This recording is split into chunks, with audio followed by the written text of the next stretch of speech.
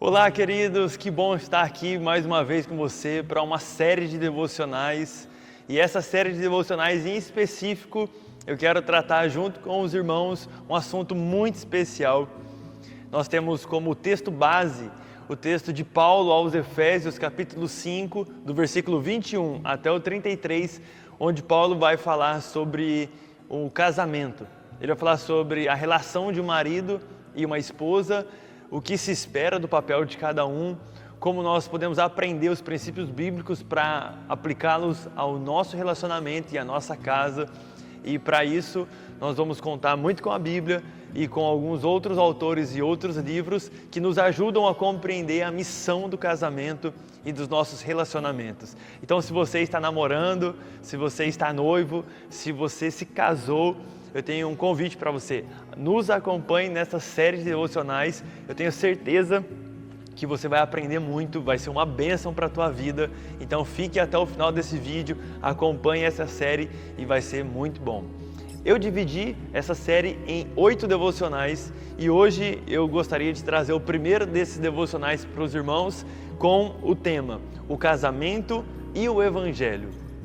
O casamento e o evangelho. As duas coisas, elas são complementares. Ao conhecermos uma, nós conhecemos a outra. Quanto mais conhecemos uma, mais conhecemos a outra. E uma ajuda a outra. Então, esse primeiro devocional é muito especial e eu quero pensar com você o casamento e o evangelho. Como eu falei para os irmãos, o nosso texto base, ele está em Efésios, capítulo 5. Nós vamos ter um tempo de leitura desse texto em específico, mas eu queria te lembrar que o tema do casamento ele aparece em toda a Bíblia.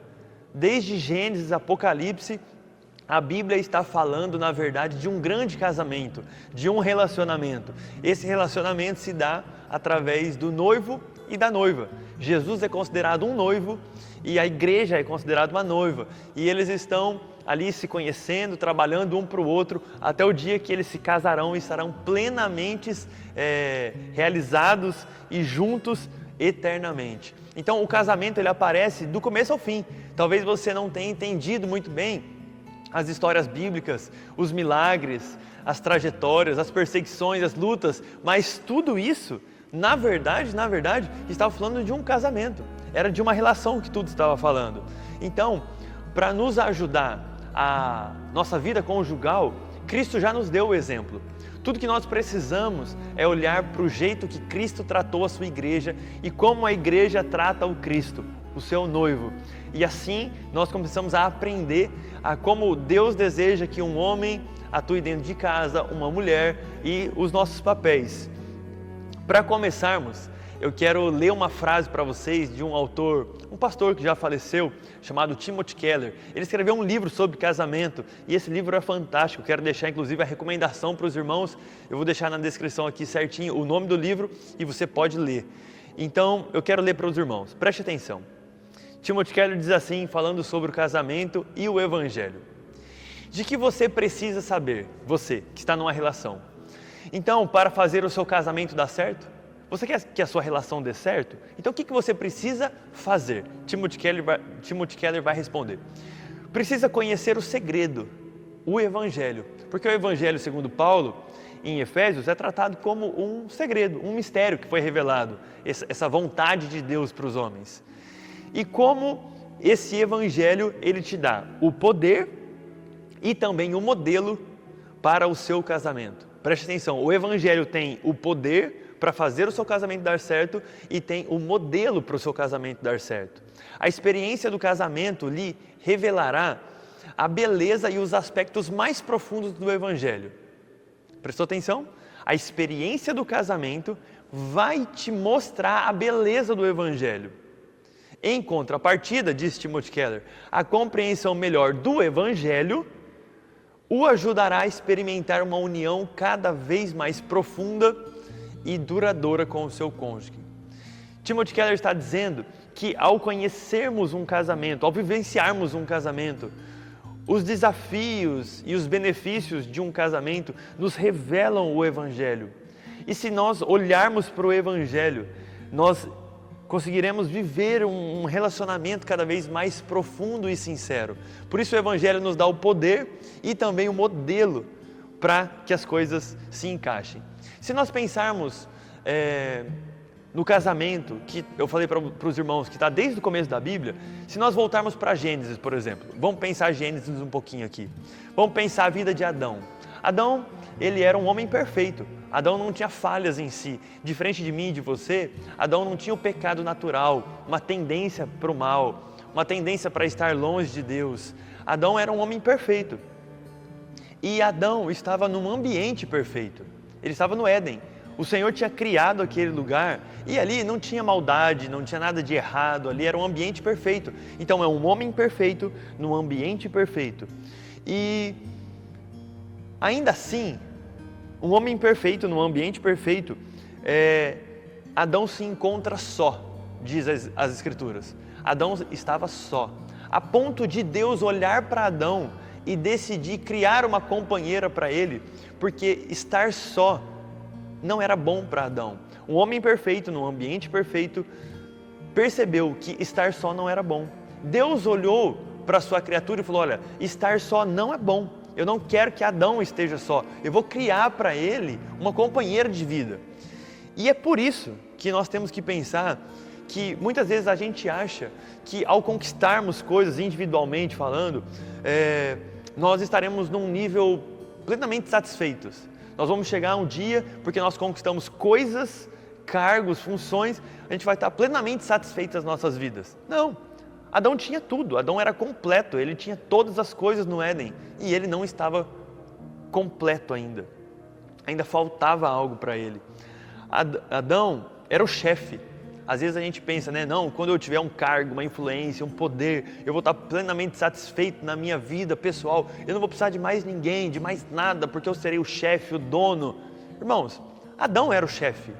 Ninguém mandava mais do que ele no jardim. Era ali onde era propriedade de Deus que ele mandava. Ele era o manda-chuva ali.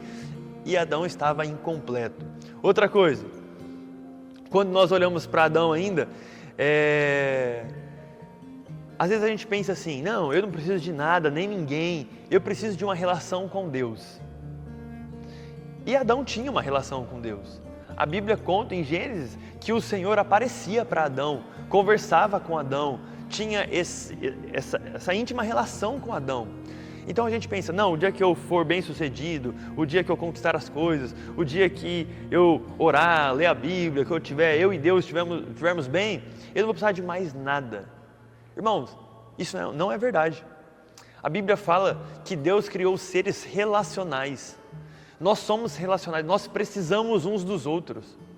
Perceba o exemplo de Adão que eu estou dando para você. Adão tinha tudo, mas estava só. E Deus viu que não era bom estar só. Por isso Deus cria exatamente Eva, para estar com ele. Porque Adão precisava de alguém. Nós precisamos de alguém. Você precisa de alguém. Então, se você está numa relação hoje, você precisa do seu companheiro e da sua companheira. Você não será plenamente satisfeito sozinho. Não é o que Deus tem para nós. Embora isso não é uma regra que sirva para todos, a gente está falando da grande maioria das pessoas. Eu falo que não é uma regra porque Paulo diz, por exemplo, no Novo Testamento, que alguns são chamados para caminharem só, como ele mesmo, e escolhem o celibato e vivem uma vida sozinha, para servir melhor a Deus. Mas a verdade é que a grande maioria de nós precisamos de pessoas, de companheiros, de companheiras, pessoas que vão dividir a vida conosco, que vão nos fazer completos.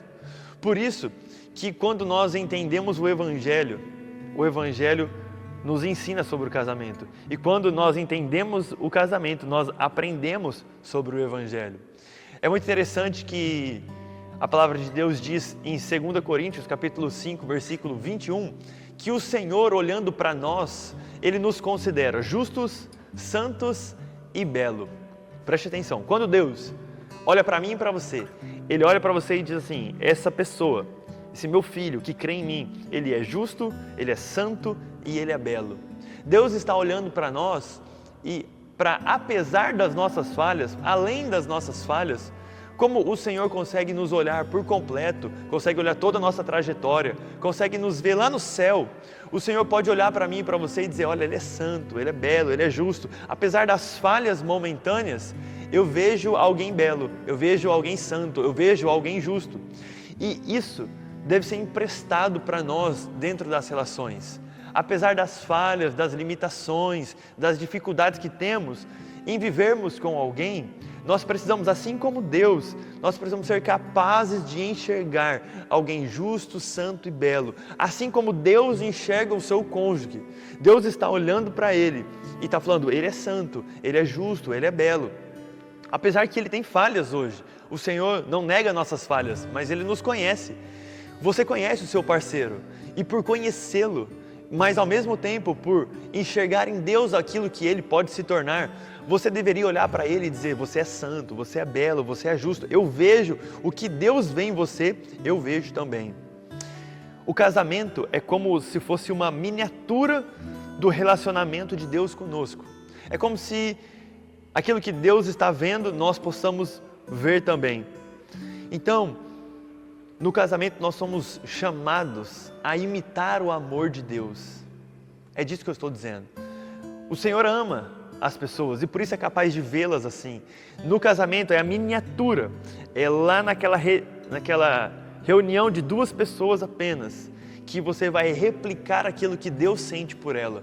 Por isso pense bem nas suas palavras e nos seus pensamentos e sensações e emoções junto com o seu cônjuge. Porque você deveria replicar o que Deus sente por ele, nessa miniatura de relacionamento. O seu cônjuge deveria se sentir amado, protegido, belo, especial por você, como Deus sente isso por ele. E o que nós vemos às vezes é muito desprezo nos nossos relacionamentos, né? Então, que você viva dentro da sua casa, dentro do seu relacionamento, aquilo que o Senhor também pensa sobre essa pessoa que você está dividindo a sua vida. Além disso, o que a gente pode pensar é que, ao mesmo tempo, olha que doido isso aqui que eu vou falar para vocês. O Timothy Keller diz uma frase muito interessante, e o pensamento dele é o seguinte, no casamento, nós somos mais pecadores e falhos do que imaginamos. Com o Senhor e com o próximo, nós somos mais pecadores e falhos do que nós mesmos imaginamos. E também mais amados do que merecemos. Não é assim nossa relação com Deus? Nós não falhamos muito com o Senhor, nós não erramos, pecamos, deixamos Ele triste, entristecemos o Espírito, deixamos de orar e de ter comunhão com Deus. E ao mesmo tempo também não é verdade que nós somos mais amados do que merecemos? Replique isso na sua casa. Por isso é o casamento e o evangelho. Eles se explicam e eles se completam. Na sua casa, no seu relacionamento, apesar das suas falhas, além das suas falhas, você deve ser alguém mais amado do que merece. Olhe para o seu cônjuge e ame ele mais do que ele merece. Ah, mas ele erra, ele tem falhas, Kaique. Sim, e você também tem isso com Deus. Mas Deus continua te amando. Então, ao mesmo tempo que é penoso e é sofrido, o casamento, ele é maravilhoso.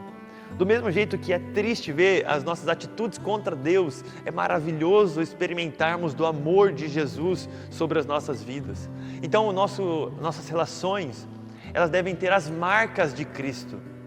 O apóstolo Paulo é especialista em falar das marcas de Jesus, porque ele olhou para os seguidores e disse, olha, se vocês olharem para mim e verem as minhas marcas, vocês podem me seguir, porque eu estou seguindo a Cristo.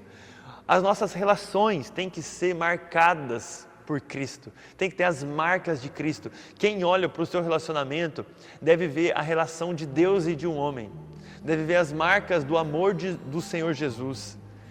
Paulo é especialista e ele diz em alguns versículos, eu quero compartilhar aqui com vocês, pelo menos 3 deles, aos Filipenses, Romanos e aos Gálatas. Aos Filipenses, Paulo diz que nós devemos considerar os outros superiores a nós. O desafio de Paulo é, olhe para o outro e considere ele superior a você. Imagina se você aplicar esse princípio na sua relação, no seu dia a dia, dentro da sua casa. Se em vez de você brigar, discutir e tentar entender quem está certo e quem vai ganhar aquela briga, você simplesmente decidir que o outro é superior a você. Você deve considerar o outro superior a você mesmo. Aos Romanos, capítulo 15, versículo 2 e 3, diz que cada um deve agradar ao próximo pois Cristo não buscou agradar a si mesmo. Cristo estava a todo tempo buscando agradar o seu Pai, vivendo em obediência ao seu Pai. Imagina se nossas casas fossem tomadas por um sentimento de eu não vou fazer a minha vontade, mas vou fazer o que é melhor para agradar o próximo. Eu vou viver a minha vida para agradar o meu cônjuge. Eu quero amá-lo, eu quero servi-lo, eu quero estar aqui pronto para ele, eu quero ouvi-lo, eu quero conversar, eu quero dividir o fardo com ele. Eu não estou interessado nos meus interesses, mas como eu considero o outro superior a mim mesmo, eu estou interessado em carregar e agradar ao outro. E aí, para finalizar e deixar mais sério ainda a conversa, aos Gálatas, Paulo diz que nós somos escravos uns dos outros.